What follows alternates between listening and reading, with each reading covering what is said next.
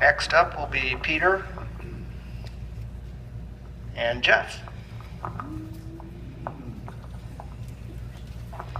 Okay, next question I have is, a lot of non-permitted work takes place in Apache Junction on Friday through Sunday.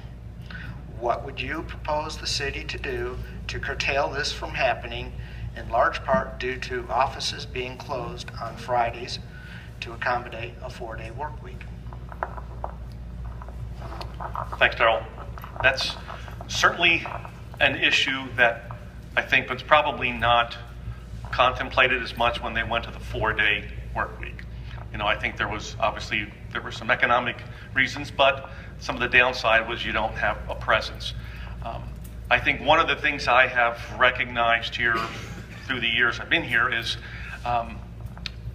without a strong code enforcement, without individuals being able to respond and to be able to identify areas where there is illegal or unlicensed or unpermitted work going on, it's going to happen. I mean, it's been allowed to happen, and I think right now, at this point, with only one code enforcement officer, we are looking at a lot of folks that are deviating from the law or from the code.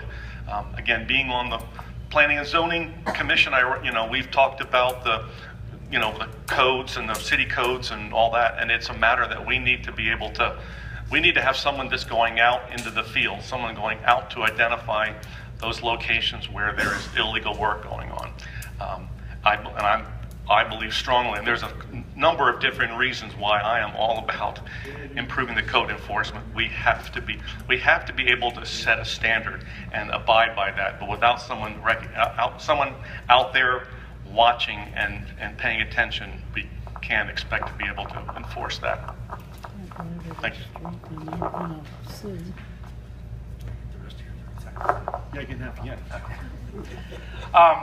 That's another tough question. Just like he was saying, there's only so much you can do with people that are doing work on their houses and stuff. But one of the things that you can do from the city, I've been endorsed by the Southwest Area Realtors Association or whatever it's called.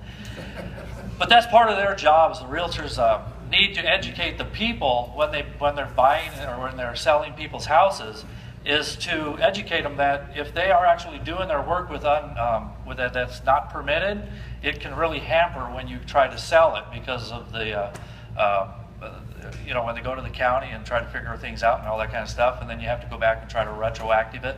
I've even had people have to rip things back out because of it. So part of it is education to let people understand it. There's really nothing you can do to stop people from working in their backyards, to doing major work in their kitchens or the bathrooms, whatever it might be. But the other part of that question was the 4-day work week in the city. And I got to be honest with you, I own an accounting and tax practice, and so I work with a lot of businesses here in the city and throughout the valley.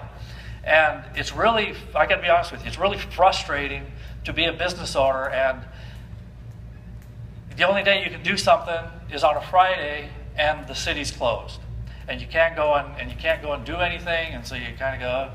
So then you got to take your time out on Monday to get done, and it's just a hassle. That's one thing that I'm really going to work at when and revisit when I get elected to the city council, is that 4-day work week and move it back into the 5-day, because the government is here to serve the citizens, not the other way around, and that is something that we need to really get back to.